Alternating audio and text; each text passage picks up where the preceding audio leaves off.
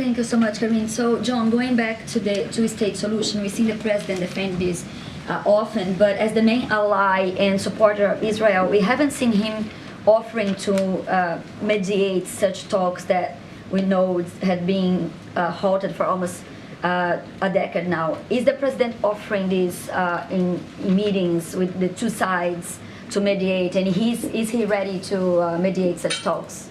Mediate such talks on Two-state solution. Well, I would tell you before October 7th, our team was working very hard on normalization between Israel and Saudi Arabia, which was going to be, we still think there's hope here, to be a stepping stone to get closer to a two-state solution. So we were very actively engaged in trying to set the parameters and set the conditions for a two-state solution going forward. Now, obviously, the events of October 7th have somewhat derailed that opportunity. Everybody's focused rightly on what's going on in Gaza, but that doesn't mean we're giving up on that. And another question. Yesterday, the UN General Assembly approved a resolution demanding a ceasefire. What else would have to happen in Gaza for this administration, for the U.S. to agree with a ceasefire? How long can the president afford going to support Israel like that, unconditionally like this?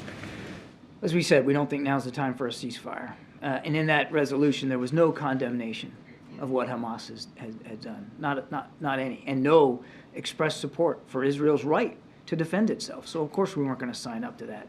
We don't believe a ceasefire right now, a general ceasefire, is the right thing to do, because what it would do is validate what Hamas did on October 7th. Is basically like saying, hey, it's okay. It's okay that you went in there and slaughtered 1,200 people and took a couple hundred of them hostage. It leave them in control of Gaza, which is unacceptable not only to the Israeli people, but to President Biden and this team. We can't go back to October 6th right now.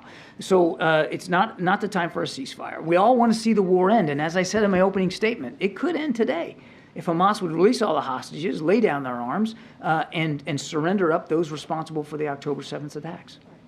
Admiral, you've said repeatedly from that lectern that it is not the aim of the U.S. government to tell Israel what to do.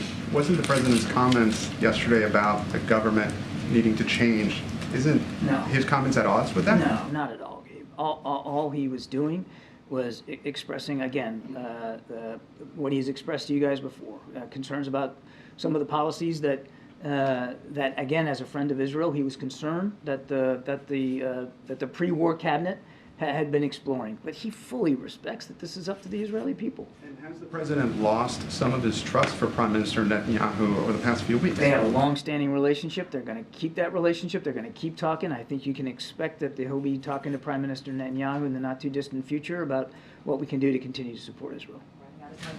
Thank you. Thanks, Admiral. After the president's comments yesterday talking about Israel losing support, the Israeli foreign minister said that Israel would continue its war with or without international support. Do you have a response to that? I'll let them speak for themselves. We're going to continue to support them, and as the president expressed yesterday, we obviously don't want to see them lose international support for what they're trying to do. They have every right to defend themselves.